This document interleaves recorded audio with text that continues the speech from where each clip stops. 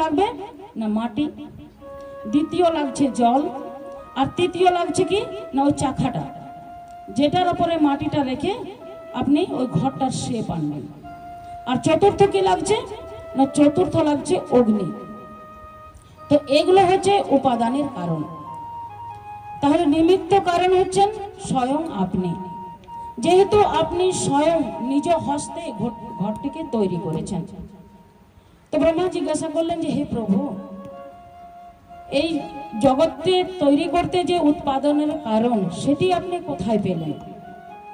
তো ভগবান বললেন, হে ব্রহ্মা, এই জগতে আমি স্বয়ং সৃষ্টি হয়েছি।